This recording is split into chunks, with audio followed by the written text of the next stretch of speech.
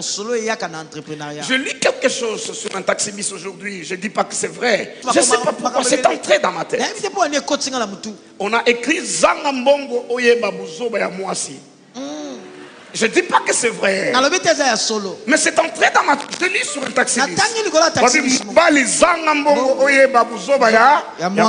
Est-ce que je dis que c'est vrai? Non. Nos sœurs et nos mamans ne sont pas comme ça.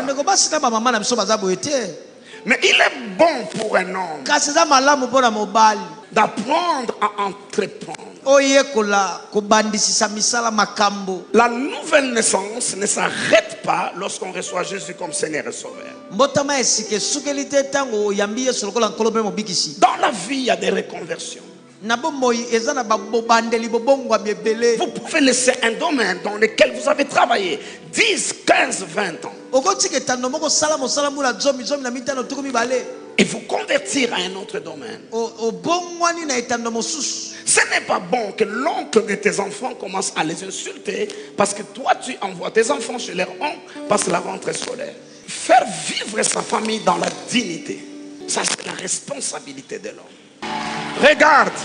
Les amis, bonjour et bienvenue sur ma chaîne. Je suis David Kimbangi, entrepreneur, investisseur, coach en développement personnel. Et sur cette chaîne, nous parlons de l'entrepreneuriat de manière générale, les business.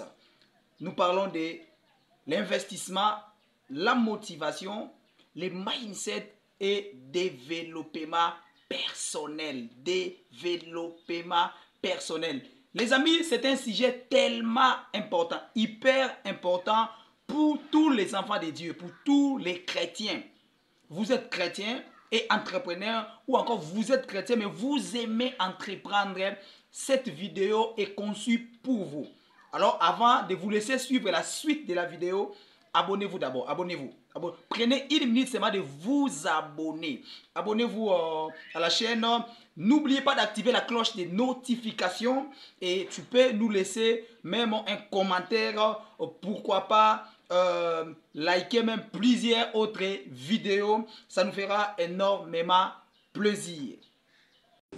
Écoutez-moi. Vers les années 94. 95.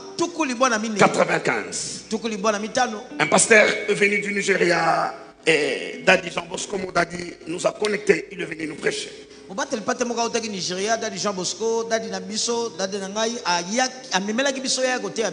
Ce pasteur me dit en privé, il dit, Dieu m'a mis à cœur de partager certaines choses avec toi. Même le pasteur qui m'a envoyé, je ne lui ai pas dit ça. Il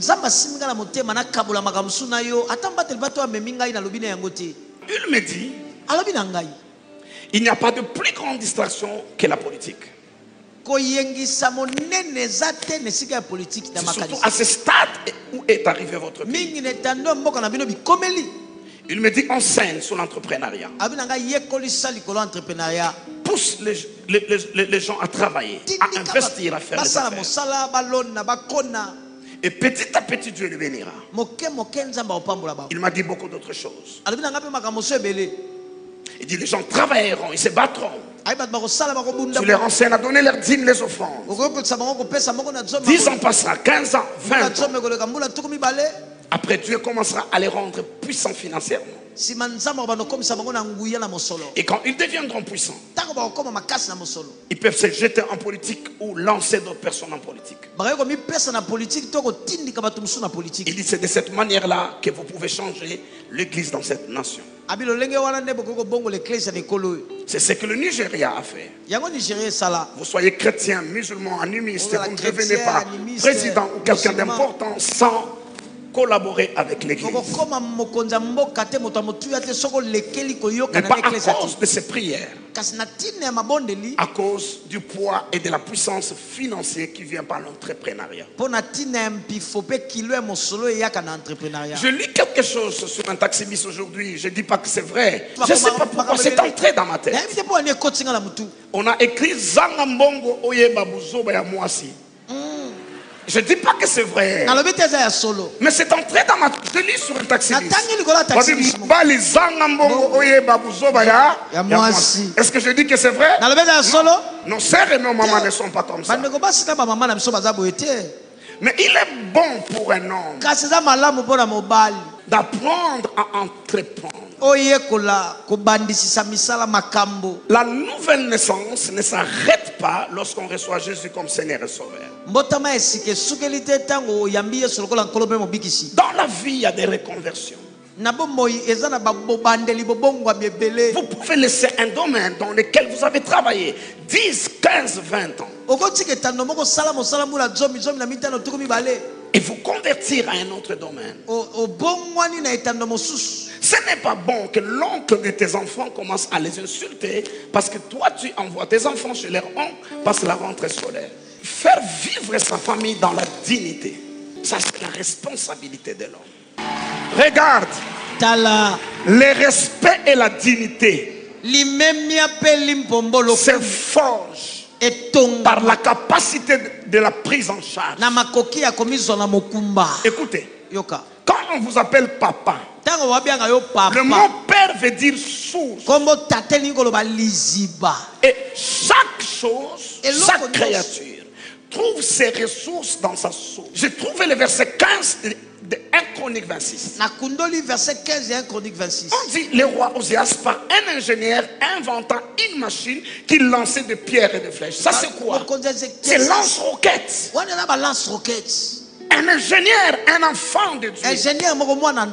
On peut le mettre au tableau. 1 Chronique 26 verset 15. Il a inventé une machine pour lancer des flèches et des pierres lorsqu'on est en guerre. Ça c'est l'ingéniosité. Toi tu es ingénieur à l'État. Tu as fini à l'État. Tu veux qu'on t'engage. Si on t'engage c'est bon.